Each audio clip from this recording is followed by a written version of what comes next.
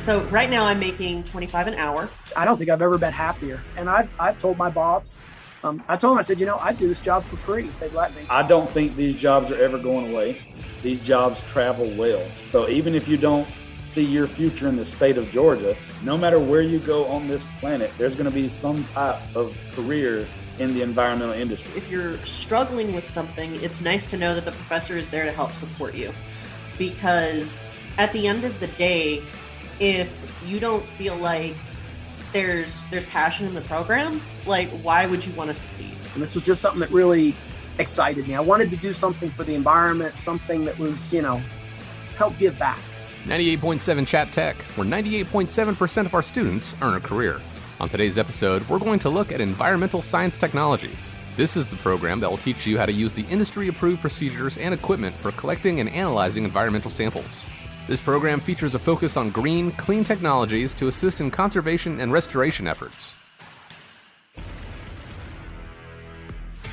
On this episode, we're going to talk to a couple of former students to get an idea of what kind of jobs you can get after you finish the program. But first, speaking of jobs. My name is Stephen Anderson. I'm the environmental science instructor for Chattahoochee Technical College. I don't think these jobs are ever going away. These jobs travel well. So even if you don't see your future in the state of Georgia, no matter where you go on this planet, there's going to be some type of career in the environmental industry. And, we always think stateside, but you could go to any country and it might not be as developed as what we have here, but there's going to be jobs or some type of thing you can do to work in the environment. Everywhere's got to have water. Everywhere's got to take care of where they live. And if our current trends continue with the environment, it's just only going to ramp up in the future. We're going to need more and more people being good stewards of the environment. That's right. There are a lot of jobs out there. So I'm Brandy. I went to Chattahoochee. I got my degree in environmental technology. I graduated in 2018. And since then, I have been working in telecommunications drafting. Brandy was actually offered one of those opportunities overseas that Mr. Anderson just mentioned. I ended up not taking it because I didn't know how I felt about the United Arab Emirates or living in Coober Pedy, Australia. So I'm currently living in Denver, and I love it here. And after you finish the environmental science technology program, the whole world will be open to you. But that doesn't mean that you can't find a job right here at home. With my advisory board, which is the people I work with in the industry, the thing that I always hear, their term for it for the past 2 or 3 years has been the silver tsunami for treatment jobs. Because I'll say starting about a year ago, 2 years ago, between that time, 5-year range, over 50% of the water treatment workforce in the metro Atlanta area alone becomes eligible for retirement. Most people don't retire as soon as they become eligible because they like the job and the benefits. But theoretically, starting 2 years ago, so in 3 more years, up to 50% of the workforce could technically retire if they wanted to. So they're definitely trying to fill those jobs. And our treatment side of jobs is just a job that not a lot of people know exists. You turn on your water and it comes out and nobody thinks about the journey it took to get there. Most people drive by water treatment plants, frequently and don't even know they're there or what they do. It's just not a lot of jobs people know exist. I am Paul Hardy. I work for Cobb County Water. I am currently a night shift lead operator, which basically I'm a supervisor. I run a team of 4, and I work at the R.L. Sutton Water Reclamation Facility down on the Chattahoochee at the Cobb Atlanta border. Graduated in 2016 from Chattahoochee Tech, North Metro, Environmental Tech. I worked for Paulding County first. I ran a night shift at the Noonday Cobb County facility, which is in the northeast Cobb. I've been with Cobb County for 4.5 years. I had a year at Paulding. I was automotive tech before I retired from that, 25 years. So a lot of mechanical experience, which really helps with the job, working with all this heavy equipment, pumps, motors. This was just something that really excited me. I wanted to do something for the environment, something that was, help give back. All these years I've been fixing cars and, knowing that antifreeze is leaking on the ground and oil's leaking on the ground and all that getting into our water system. It just gave me a nice direction to go. I took the intro to environmental technology, which really let me decide what I wanted to do. I also took their horticultural class, entry level, don't remember what it was called.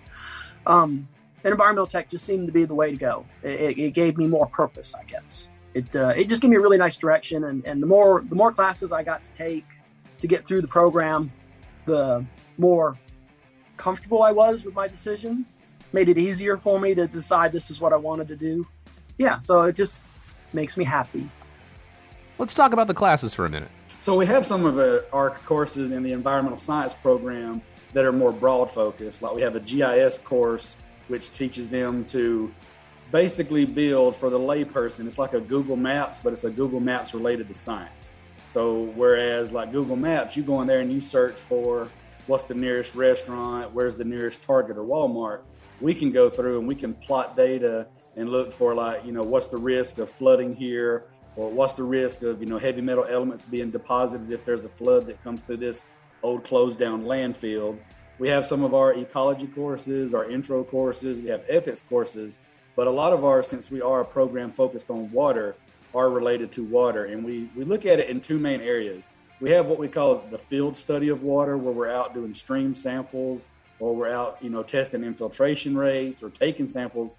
And then we also have treatment courses that train people to work in the water treatment industry, whether it's treating drinking water to get it ready to go to the public, whether it's receiving what we call wastewater and getting it ready to either go back in the environment or be returned to the public. And we focus on distribution, which is sending it from either the drinking water facility to the customers or taking waste from a customer and taking it to a wastewater facility. So we have a series of courses, an embedded certificate that actually gets people ready to start their journey to earn their certification to work in the water treatment industry in Georgia. When I took the wastewater class in spring, I totally fell in love, and everybody in the class thought I was nuts. They're like, why would you want to do wastewater? And I'm like, I just really like the fact that it goes back to the environment and, contributing back. I make sure that the water's clean before it hits the creek and, flows out. And I don't, I have to worry about the aquatic life. I worry about the turtles. I worry about, algae blooms. I mean, all these extra little things.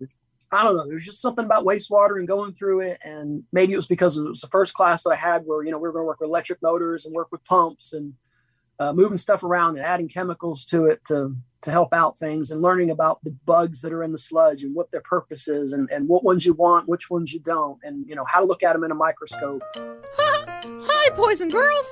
Today we're going to learn about wastewater treatment. Oh, boy. Did you know that modern sewage treatment started in London way back in 1850? That sure is a long time ago. No. Never do that again. So one of the first things we teach them in our field courses is how to go out into the field and take soil samples, bring those back to the lab and test.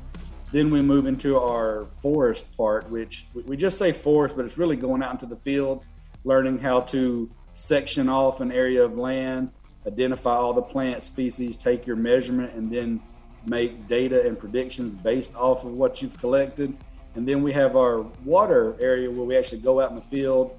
We take all our measurements, our stream flow, our turbidity, and then we actually do species samples, which that's one of the students in the program's favorite activities is electrofishing, where we've got a backpack electrofisher, and I'll show my age here, but it looks like the old school Ghostbusters backpack that you put on. It's got, a lawnmower battery in it, and we can adjust the voltage and the pulse rate and all this stuff. And you stun the fish, they float to the surface, and we collect them, and then we identify their species, and then we run what's called an IBI, and we determine the health of the stream based on our physical characteristics and the species characteristics. It's just occurred to me we really haven't had a completely successful test of this equipment. No sense worrying about it now. Why worry? Each of us is wearing an unlicensed nuclear accelerator on his back. Switch me on. The things that really stuck out, because I struggled so much with it, were some of the water treatment classes. It's not that the concepts were difficult. I actually really enjoyed that class, but the math aspect of it was really difficult for me since I have dyscalculia. It is a learning deficit, basically, where math doesn't make sense to me. But fortunately, my professor, Stephen Anderson, was really good about working with me, and I went to tutoring, and I was able to get through that and make it work. And it was actually really wonderful for me because I've always struggled with math, and to have math be such a big portion of a course and still get through it was huge for me. The more fun stuff that I remember were when we were doing the field sampling, specifically when we did our stream survey. So much fun. I really loved that. We got to catch fish all day, so no complaints from me on that class. And then the other thing that really stuck out to me, though, was just how even though I had classes where I would struggle, learning it and getting all the information was really worth it to me. Just like I have so many different fields of knowledge that I can pull from. It's fantastic. I really loved all my courses. I would go back again. So how is Mr. Anderson as an instructor? Just the way that the courses are taught, even though it's a lot of information, it's really delivered in a way that's easy to digest and understand, and also retain, because that's super important. He would actually make time for me after classes so that we could work on certain things where I was having issues. I thought that was really great because I've had other college professors in the past who just did not make that time for their students. He's a fantastic professor, definitely one of my favorites I've had. If you're struggling with something, it's nice to know that the professor is there to help support you, because at the end of the day, if you don't feel like there's passion in the program, like why would you want to succeed?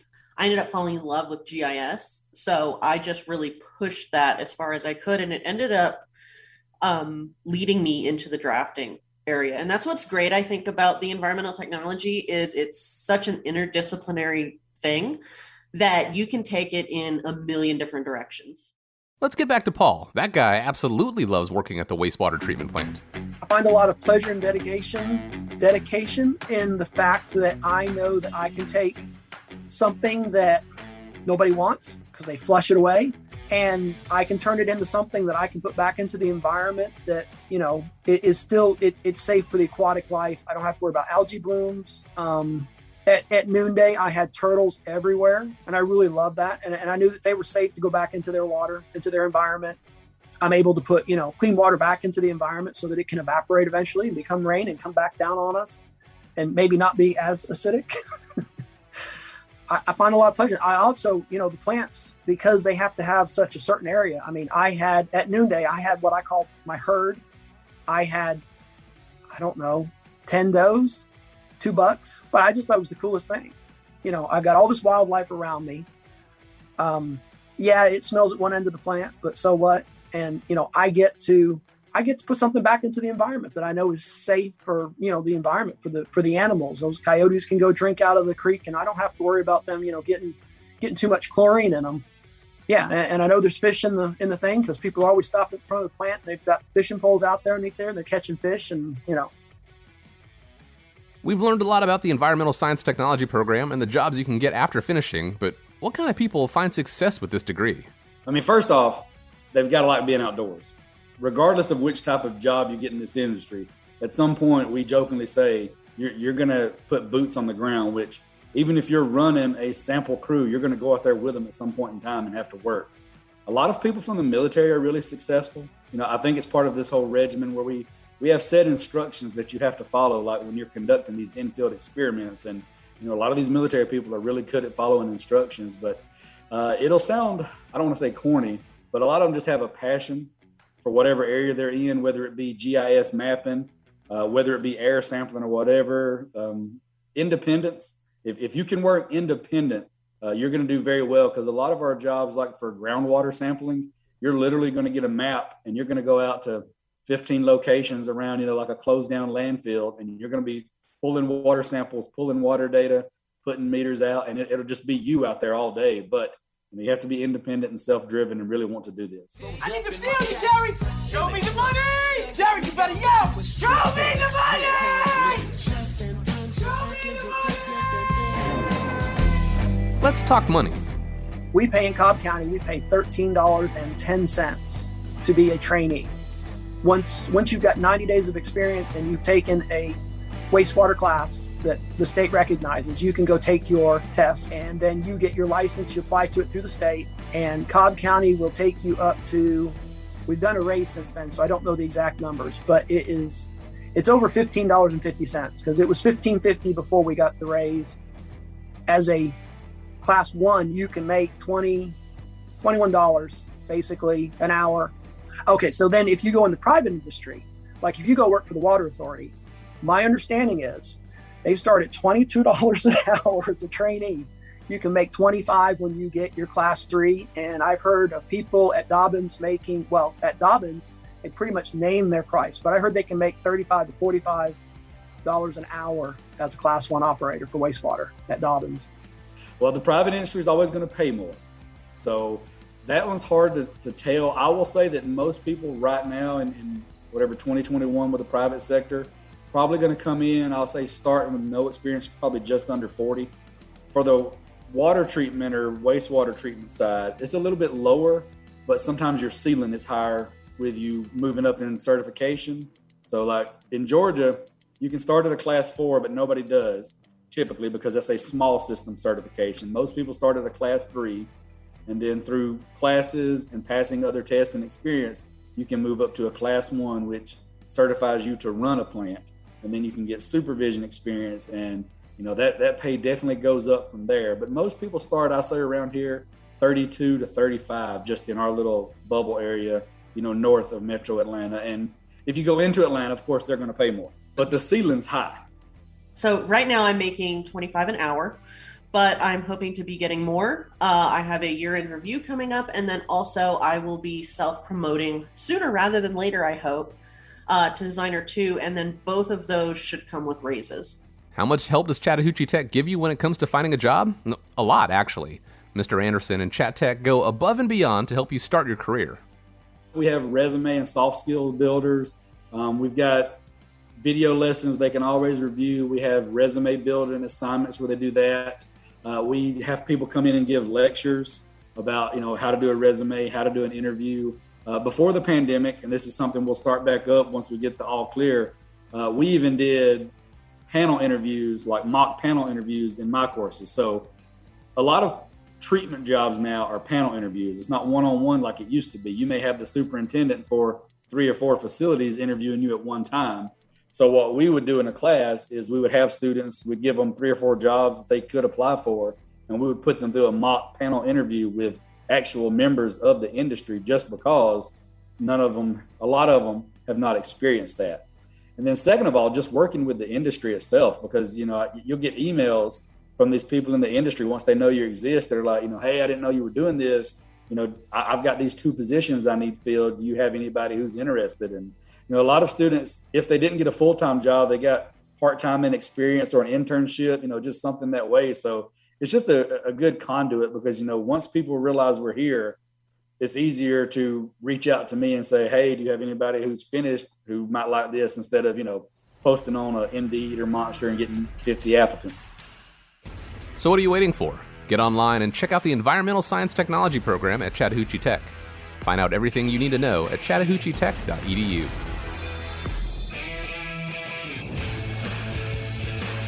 This podcast is a production of BG Ad Group. Darren Sutherland, Executive Producer. Jeremy Powell, Creative Director. Jacob Sutherland, Director. All rights reserved.